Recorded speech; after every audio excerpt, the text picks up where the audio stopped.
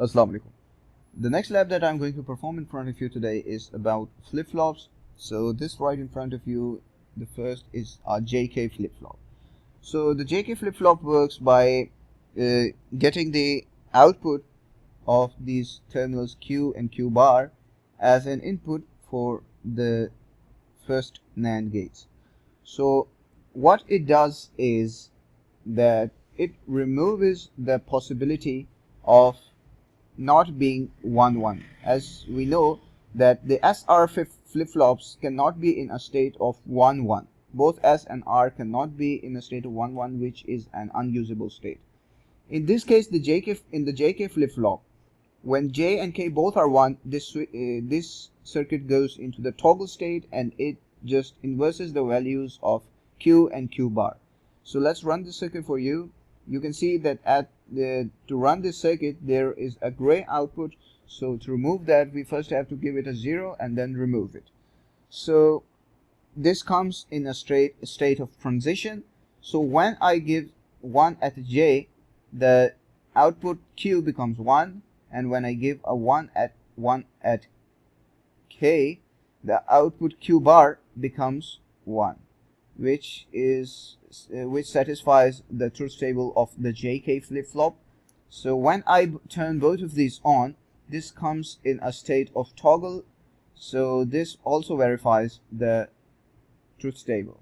This toggle works on this clock which I have set at 1 Hz. The next flip-flop we are going to test is the SR flip-flop.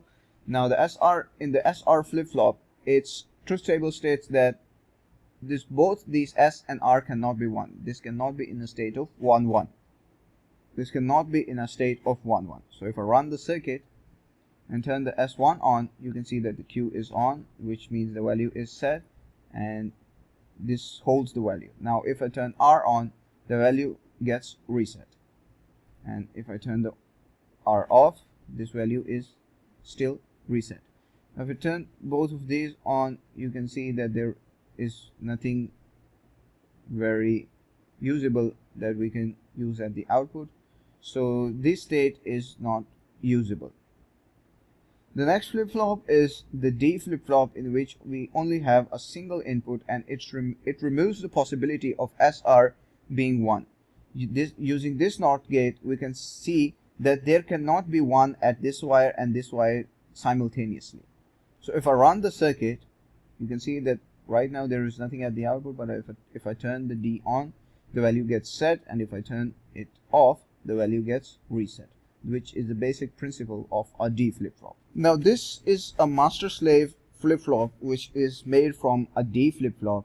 Now what is the purpose of this master-slave flip-flop? The master-slave flip-flop does not have much differentiability from a simple D flip-flop, but the difference comes in the waveforms. In the master D flip-flops, there are no glitches, but in a simple D flip-flop, there are glitches in the output, which means that there is a sudden change at the output and a sudden 0 and 1 at the output. Now if I turn D1, you can see that the 1 comes after quite a time, and if I turn the D back to 0, the 0 also comes again after quite a while. This removes the possibility of any glitches in the flip-flops. So this was my implementation of flip-flops on the Proteus. Thank you very much. Allah Hafiz.